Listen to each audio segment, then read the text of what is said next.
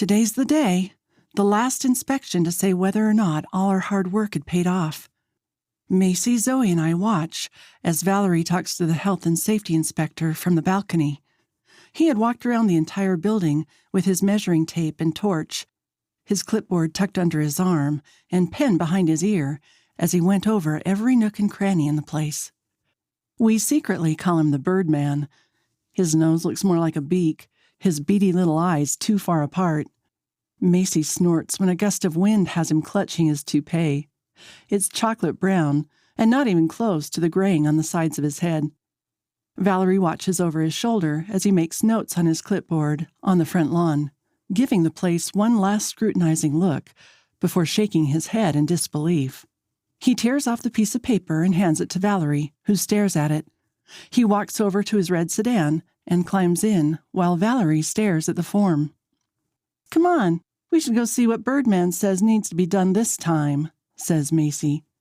Zoe and I went to retrieve our kids from our room, who played happily in their playpen with their blocks. Scooping up Valerian, I set his feet on the ground, and we carefully walked down the steps to the ground floor. He started walking earlier than expected. Last month, he just stood up and took his first steps. He was smart for his age, which is impressive, given all the trauma he's been through. Valerie's still standing in the yard, staring up at the hotel. We approach cautiously, and I can't quite decipher the look on her face. "He said 4 rogue women would never accomplish anything on our own without help, ladies," Valerie says, and I sigh, wondering what he has told her needs fixing. We stop beside her and look back at the huge building. No more peeling paint. The exterior is a beautiful white with blue and light gray trims. The hedges cut to perfection. The roof painted a deep gray. Flowers hung from the top and along the hand railings. It looks like a brand new place.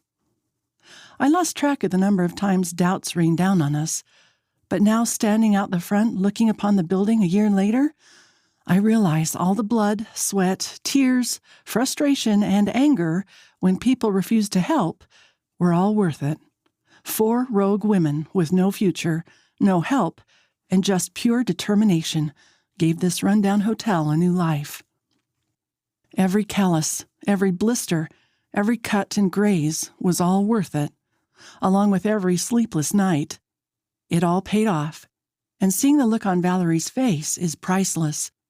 She's a tough woman, with an even tougher exterior, yet not even she can hide her emotion as we stare at what we accomplished. "So what's the verdict?" I ask, looking our hard work up and down. "The verdict, ladies, is we are now open for business," Valerie says casually. "Well, we'll get it done. We can—" Macy starts to say before stopping. I look at Valerie, her lips tugging up at the corners, and Macy looks around me at her. It takes a few seconds for her words to register. "Wait, you said—" Macy asks before stopping. "I said we are open for business. We did it, girls," Valerie says, and we all erupt in squeals of joy, jumping up and down excitedly. Macy howls loudly, and we join her.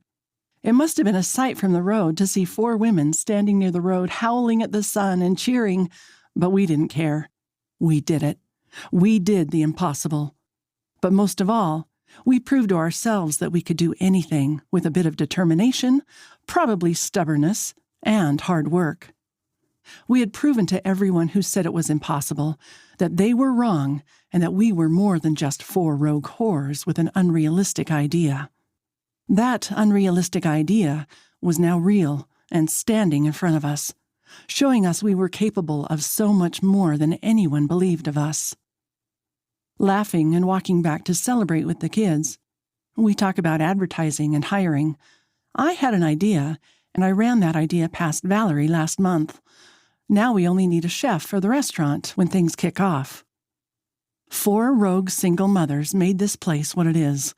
So, sticking to that, we decide that everyone we hire would be rogue women. A hotel owned and run by rogues, the city's less desirable. Valerie loves the idea, so Macy, Zoe, and I went to every community center and put out word last month that Valerie was hiring. The next day, The lineup went halfway down the street. It was hard work interviewing everyone, but once we opened, we had 50 staff on rotational shifts. All that was needed was a head chef, but for now, Valerie and I would have to make do. Valerie is an excellent cook and had been teaching me, and that would have to be good enough until we find someone. Walking into the restaurant, Valerie walks out back to grab a bottle of wine while I hold the glasses. Hearing a cough, I pause, looking out the doors leading to the storerooms. "Are you okay, Val?" I ask, before I hear more coughing. "Val?" I ask while walking into the storerooms. I see Valerie hunched over, having a coughing fit, the worst one I'd seen her have, as she gasped for air. The wine glasses slip from my hands, shattering on the tiled floor when I see her collapse. It's like watching everything in slow motion as I see her clutch the steel shelf, her hand covered in blood. Valerie turns to look at me, no doubt to tell me not to worry when she coughs again. Blood sprays from her lips and dribbles down her chin as her eyes glaze over. Before I know it, she's falling, her skin pasty and covered in a cold sweat. I scream as I see her tumble to the floor as I race toward her, trying to get to her in time, but she crashes against the floor. "Valerie!" I shriek as I clutch her. Her hand weakly grabs my arm as I pull her head into my lap. "Call an ambulance!" I scream out. Valerie starts choking, her hand clutching my arm as I turn her head so she doesn't choke on her own blood, while she gasps for breath. "Hang on, Val. Help is coming," I tell her as Zoe races in, grabbing Valerian as he walks out and nearly walks over the broken glass. Zoe holds both babies, clutching them as she looks on in horror as Valerie lay gasping for air. Macy is talking frantically on the phone to emergency services while I look down at her in my arms. "It's okay. You'll be okay," she says as she gasps. Tears stream down my face as I hold her hands, holding the hands of the woman who had the biggest heart in the world. I admired her strength, a woman I saw bigger than life and gave me a home. My heart broke when she squeezed my arm, trying to comfort me, even though she was the one that needed comforting. "They'll be here in 20 minutes. They're flat out," Macy says, pacing. 20 minutes? I knew it would be, because she's rogue. No one cares for rogues, not even the health system. Valerie turns her face to look up at me and smiles sadly. "Where's Valerian?" she gasps, barely audible, and I look over at Zoe. "He's here," I tell her. Macy grabs him, bringing him over so she can see him. Macy stops next to her, kneeling beside us. "He looks so much like his father," Valerie tells me. I nod, wiping the tears that were dripping off my chin. Valerian pats her arm, not understanding, and Valerie smiles. I move her hand for her so she can touch his little foot that was beside her. She closes her eyes, and I see a tear slip down her cheek. "I'm so proud of you girls," Valerie croaks out, and we all nod, all of us crying and blubbering messes as we watch one of the most inspirational women we know suffer. "Don't speak like that. You'll be fine. Help is on the way," I tell her. Valerie coughs as more blood spills from her lips, which now had a sick tinge of blue. Zoe hands me some paper towels. I wipe her mouth with shaky hands. "Not this time, Evie," she replies. My lips quiver, and my heart breaks at her words, because deep down, I know it. I just don't want her to go. I know I should have pushed harder for her to see the doctor. I bite down on my lip to try to stop it from trembling. "Listen to me, Evie. I need you to promise," she says, and I shake my head. "I'll listen when you're better. Then you can tell me. Then I'll promise you anything," I tell her. "Look after my grandson for me. You promised me that. You promised not to let my son break you like his father did me," she gasps. "What?" I choke out while trying to hold it together and failing terribly. "The eyes. He has my son's eyes. You look after him for me. You fight for him. Promise you will fight for both." she says before coughing and sputtering. She grabs my hand harder as her body starts heaving violently. My stomach drops. Is she saying what I think she's saying? Shush, shush, hold on, Val, I tell her, hugging her and holding her when she stops, her body expelling what little air was left in her lungs, blood spattering across my shirt and arms. I promise. I whisper into her hair, and I kiss her head just as I hear the sirens racing up the street toward us. Zoe races out to get them when I feel her hand fall limp on my arm, and I know she's gone. Her head rolls in my arms, falling back. Pulling away, I look down at her. Her face is slack, and the color had gone as she lay limp in my arms. Paramedics rush in with Zoe, who stops in the doorway, and I look at her and shake my head. The paramedics race to work on her. I got out of their way and take Valerian from Macy as we watch helplessly while they try to revive her, then work on her for 10 minutes, and I hand Valerian to Macy. She follows Zoe out into our room to comfort her. A few minutes later, a man rushes in wearing a tailored suit. I know instantly it was her mate. He stops in the doorway, and I immediately see the resemblance between him and Valens, his son. That is also when I notice his amber eyes were the same as Valerian's. He stands there, staring down at her as they keep trying to revive her. Eventually, they stop. There's no bringing her back. He falls to his knees, clutching his dark hair and falling apart. He did this. This is his fault. I know I didn't have to tell him, because he knew it too. I watch as he breaks, and I feel nothing but numb. Valerie gave me so much, and had been my rock for so long. Now she's gone, because of the man falling apart in front of me. All because he refused to mark and love her. Wiping my tears, the paramedics are on the phone with someone when they bring the stretcher in. I watch as they wheel her out, thinking of what she told me, and promising myself I would not let him kill me like his father did her. He will not take my son like her mate did to her. I will live for Valerian. I won't let history repeat itself. Alpha Kalin, Valerie's mate, stands across from me as we watch her get lowered into the ground at the rogue cemetery. Zoe and Macy hover beside me. Macy's mother offered to watch our kids at the hotel for us. There aren't many people in attendance, just 4 people and the tow truck driver, plus her lawyer. I did everything I could to avoid a gaze with the man responsible for her death. We all spoke, sharing our stories with Valerie. Her mate said nothing and remained silent. I wonder what must be going through his head. Did he hate himself as much as I hated him? The fact that he could torture such a wonderful woman over decades and decades made my blood boil. The coroner said she died from organ failure caused by the mate bond. There were no other health issues or any explanations. It pisses me off that he's healthy and alive because he's an alpha and male, while Valerie was dead because she remained unmarked and female. It felt wrong that women die from neglect of the mate bond. It scared me because my health was already suffering, and if I wasn't careful, this could be me.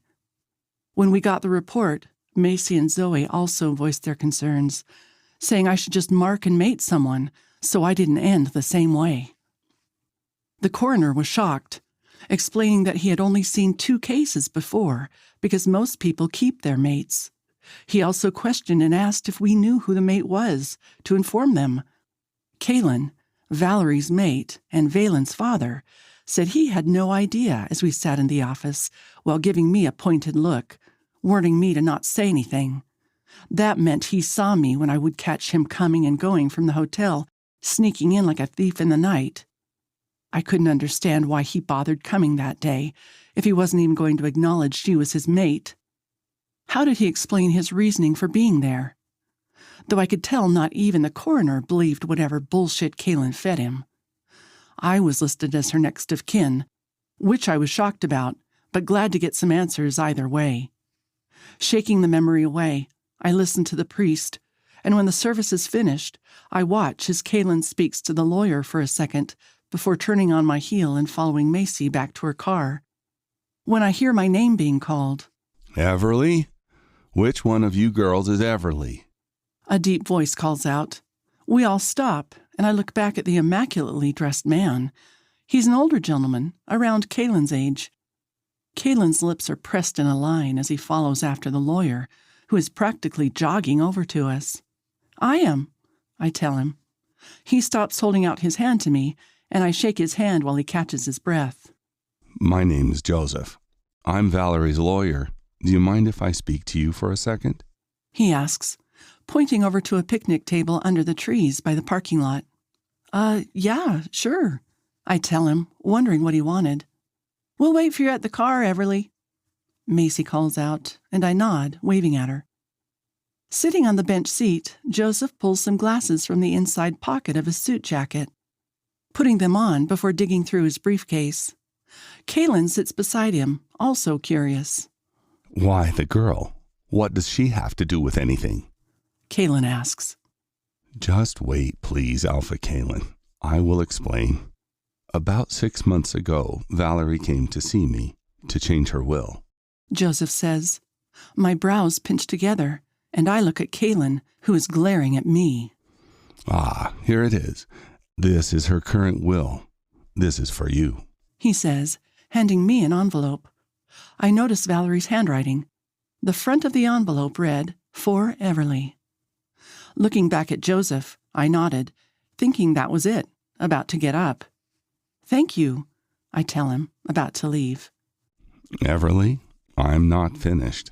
Valerie was very insistent and went to a lot of trouble to make sure her will could not be contested or changed," Joseph said, looking over at Kaylin. "I'm not understanding," I tell him. Joseph smiles sadly before tugging on his tie and glancing nervously at Alpha Kaylin. "I have known Valerie for 30 years and considered her a good friend, and I am aware of who you are to her, Kaylin." Kaylin growls, and Joseph puts a finger up, standing up to the man. I sensed that Joseph truly cared for Valerie. "I signed a non-disclosure to not let that information out. Valerie saw to that, but since Everly here is aware of who you are and who you are to Valerie, I have not broken that, or intend to. But that is why I must warn you, Kaylin. If you contest this will I have here, Valerie has measures in place that if you fight Everly, it will be made public information that the Blood Alpha's father let his mate die because of her status." Contest what? Suddenly, it dawns on me. I feel my throat constrict. This asshole was planning on going after Valerie's assets after the way he treated her? I can't believe my ears. "Status? I fucking loved her," protested Kaylin, his eyes narrowing in anger. "Obviously not enough to look past her being Omega," I snap, before I can stop myself. I feel my hand shaking. "Don't pretend to know me, girl." "I don't need to know you, nor do I want to, Kaylin. Your action showed me plenty of your character," I tell him, and he growls at me. Ignoring him, I turn my attention back to Joseph. "What has this got to do with me?" I ask him. "Well, I need you to sign some documents." "What sort of documents?" I ask him. "Valerie left everything to you and your son Valerian. Everything, Everly. The hotel, her bank accounts, her family's money, a considerable amount. Everything she owns now belongs to you," Joseph tells me. I swallow, looking up at the tree above me, blinking back tears. "Valerie was a very wealthy woman, Everly, and everything is now yours," Joseph says, and I sniffle. Kaylin growls and punches the table. Joseph jumps when Kaylin stands up before storming off toward his car. I stare after him before turning back to face the lawyer. "Don't worry about him, Everly. This is what Valerie wanted, and I have known Kaylin for a long time. He won't risk his reputation to fight this, so what I need from you are some signatures, ID, and bank account details," Joseph says, handing me a pen. I take the pen from him, pointing out where to sign. When I'm done, he gives me the deed to the hotel. You just became the new owner of Mountain View Hotel. I look forward to seeing you accomplish great things, Everly. Valerie told me all about you and her grandson, he says, giving me a caring smile. I open my mouth, glancing around for Kalen, but he's gone already, and Joseph puts a finger to his lips. Secret's safe with me, Everly. Valerie was a very depressed woman when I met her. In the last year, I haven't seen her happier. You and Valerian did that, he says, standing up. I shake his hand. I will bring some other paperwork over during the week, he says, and I nod, watching him leave before looking down at the deed and the envelope in my hand. Thank you, I whisper to her, hoping she can hear me wherever she is. Valerie just ensured Valerian's future, and I could never thank her enough for what she has given us. But I would trade it all in a heartbeat to have her back with us. Of you, 4 years later. I stare at my father as he gives me one of his many lectures. It irritates me to no end that he thought he could still dictate my life. My secretary comes in, placing a steaming cup of coffee on my desk. My father doesn't even stop talking as he continues droning on, taking another cup of coffee absent-mindedly. He sips it before leaning forward and putting it on my desk. The sight instantly irritates me. 2 fucking inches away. He knows how much I hate it. I grab his mug and place it on the coaster before sitting back. You need to sort your life out, Valen. You're getting too old to be messing around constantly with these whores you play with and getting blind drunk every night. If I had known you'd be this irresponsible, I never would have handed the pack over to you. My personal life is none of your business. I'm a good alpha. You're a fucking drunk, he bellows at me. Instantly, I smack the table with my fist. His anger instantly dies down. I'm just saying you're 29 years old. Just find some bitch and mark her so she can spit out an heir for the pack. Not happening. The only person I have kids with is my mate, I tell him. 29 years, and you still haven't found her. Give up on the idea and just choose a woman. At this rate, you'll be my age by the time you have your first child, Valen. This isn't about you. It's about your pack, he says, growling. I lean back in my chair, grabbing the document off my desk to look at it when Marcus walks in. Relief floods me at seeing him. He bows his head to my father. Alpha Kalen, he says to his former alpha. You're dismissed, father, I tell him, wanting him gone. He was making my headache worse.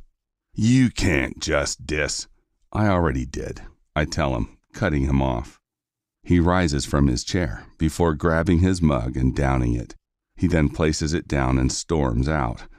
My eyes are on the mug when Marcus moves it back onto the coaster, knowing how crazy it makes me. You find out why sales dropped on all our hotels? I ask him, turning back to the document in my hand of the report. I did, and I'm going to check it out myself, Marcus says, making me place the document down. Check what out? I ask him, confused.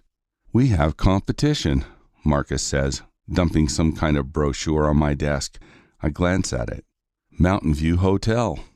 Since when? I ask him. Look at the star rating. I glance down and see it has a 5-star rating, and I read some of the reviews. Where is this place? I've never even heard of it. That's the thing. It's always been there, under new management apparently, and you won't believe it. Believe what? I ask him. It's completely run by rogues, he answers, shocking me further. I've never noticed this place, and I grew up in this city, I tell him, not believing it's possible. Where did a rogue get enough money to own a hotel? It's on the main drag, the first hotel as you drive in from the western borders. Backs onto the nature reserve, he says, but I still have no idea what he's talking about. Fuck you and your silver spoon. Of course you have no idea what I'm talking about. Near the train station. Seeing as you've never caught public transport in your life, you would have missed it. I press my lips in a line. He's right, though. I usually stick to my own territory and hardly spend any time on the western side of the city. But still, a hotel this size you'd think I would notice since it was on the main street. Opened 3.5 years ago. Apparently they're not only cheaper, but they have better services, and I think people are just interested in seeing a hotel run by rogues. Great. It's a fucking circus for a tourist attraction.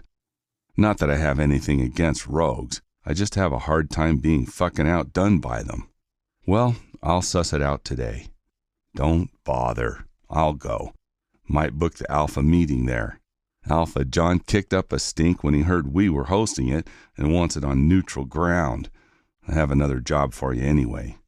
What's that? He asks. I want you to distract my father, I tell him, and he scrunches up his face. No. Last time I had to do that, he gave me a tour of the city I've lived in my entire life, Marcus says. I smirk. Can't I go with you? He whines. No. I know he's waiting for you to leave so he can give me a lecture on creating an heir. So I need an escape, and this seems perfect, I tell him while holding up the brochure. I don't see why I can't come with, he says, getting up. Oh, and Ashley is downstairs looking for you, Marcus tells me. I never should have touched that one. She's like a leech, I groan, and Marcus laughs. Yeah, you have to be more careful where you stick your dick, Marcus says. Get rid of her for me, I tell him, and he growls. Why do I need to get rid of her? I didn't fuck her, he says. Fine. Just distract my father for me so I can escape, I tell him. He leaves, then mind links me when the coast is clear, something about asking my father if he was familiar with graphs. My father was always unable to help himself when he wanted to show off his knowledge. I know Marcus would give me hell later over it. Sneaking out, I catch the lift to the ground floor before walking to the exit, only to see Ashley smile when she spots me.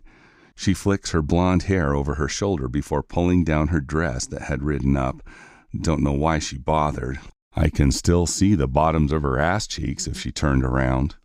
Valen, honey. Busy. And don't call me that, I tell her, walking past her. She grabs my hand, and I shake her off, walking out for the valet to notice me. He rushes off to get my car while I stay trapped, standing next to Ashley. Want to go out later? She says, pawing at my shirt. I shove her hands off and she pouts. What part of I am busy don't you understand? I ask her. She says nothing for a few moments and her face reddens. You know you don't have to be such a prick, Valen. Alphanovel, we are not familiar. Just because I stuck my dick in you, don't think it means anything more than that. Now get off me, I tell her, putting distance between us. She starts crying. I roll my eyes. This couldn't be happening. Seeing people staring, I tell her to shut up, making her cry more. The valet brings my car over and I growl, stomping and opening the passenger side. Get in, and I'll drive you home when I'm done, I tell her through clenched teeth, knowing she caught a cab. She wouldn't shut up the entire time I was driving. Following the GPS, I look for this stupid hotel. What are you looking for? Ashley whines. I ignore her and then spot it. How had I never noticed it before? The place is huge, and it looked like every part of a 5-star hotel. This couldn't be owned by a rogue. The lawns and hedges are well maintained. The exterior has a very coastal tropical feel. Giant palm trees and hanging plants, well-trained vines rein along the guardrails. A colossal water fountain set in the center of the car park. Getting out, I look at Ashley quickly. Stay here. I'll be back in a minute, I tell her. Ashley nods to me and pulls out her phone. I slam my door a little too hard. Walking around, I inspect the place. The restaurant is packed. Every seat is taken. Waiters are bustling around inside serving guests. The food smells divine, and I growl in annoyance before opening the restaurant door. I can hear people in the back of the kitchen singing happy birthday, and those eating at the tables had all stopped to sing along when a woman, a beautiful woman, comes out carrying a cake before placing it on a table. The staff sings behind her as they follow. Her scent instantly hits my nostrils as they sing happy birthday to a girl that looks a bit younger than her.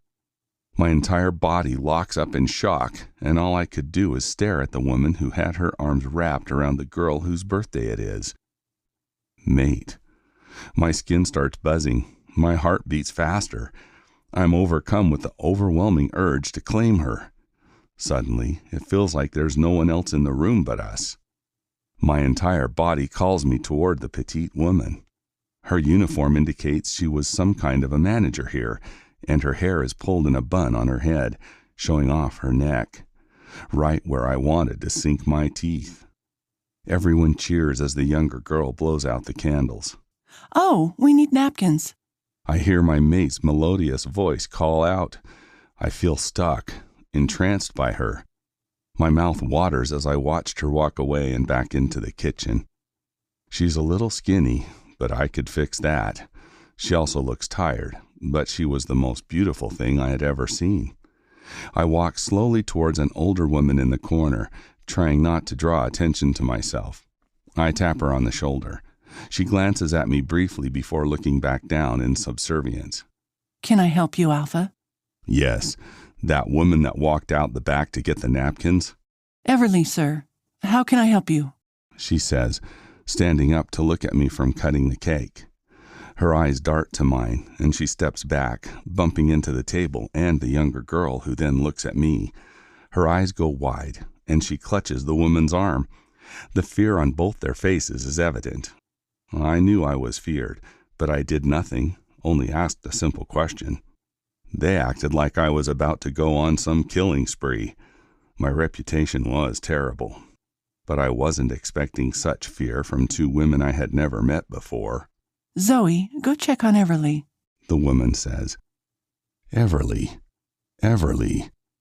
Why did her name sound so familiar to me?